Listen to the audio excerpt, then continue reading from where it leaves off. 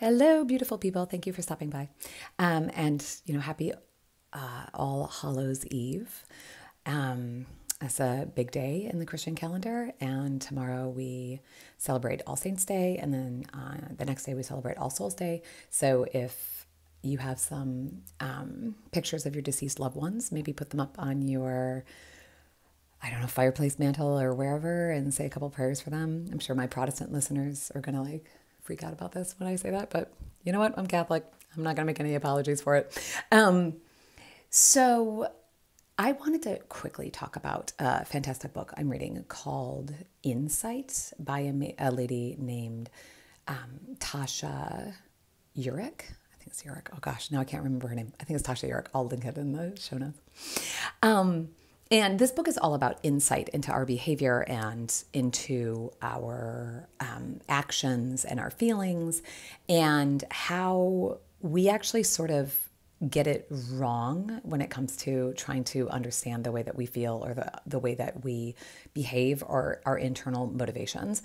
One of the things that she talks about, she has a whole chapter devoted to this, is about not asking why we did something. And her reasoning is that it's the reason why we do things is actually so complicated because we are taking in so much stimulation all the time that we actually can't really untangle why we do the things that we do.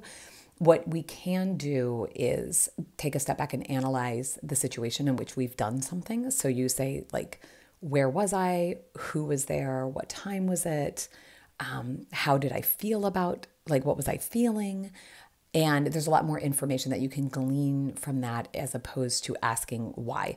And the reason I'm bringing this up is because one thing that I think people get stuck on is trying to understand why they commit sin.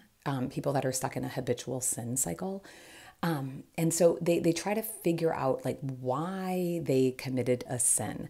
And what I think might be a little bit more helpful for people that are struggling with something is to look at the situation in which you committed a sin.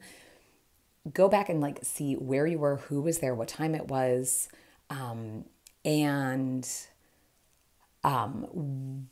how the sin was facilitated.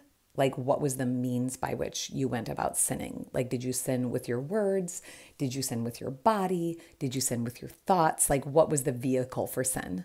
And just keep track of when you're doing these kind of habitual sins. Keep track in a journal or something like that. And you can be I'm kind of against writing down your sins in a journal in a sense. So just be as coded as possible because people don't need to know your business like that.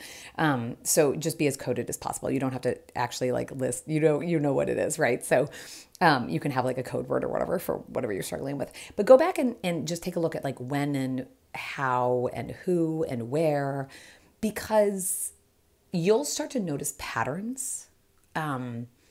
And the patterns of this behavior are going to give you a lot more insight into it than trying to figure out why you did the sin that you did or why you did this negative behavior. The truth is the reason you did it is because it felt good. That's it. And there could be a lot of reasons why it felt good. There could be a lot of reasons why it feels better to sin than it does to commit acts of virtue, but that's usually because you're just sort of habituated that way. So we don't generally like to make our bodies uncomfortable, and our sins almost always come from the body, which is why we have to separate our actions from our feelings. And that's not to say that your feelings and your emotions should be ignored. They absolutely should not. Actually, you need to pay very close attention to your feelings and your anger, especially, and things like that. You need to pay attention to them. You need to acknowledge them, but you don't want to act in reaction to them in order to relieve your feelings, because that's where we get into trouble. Okay, talk to you later. Bye.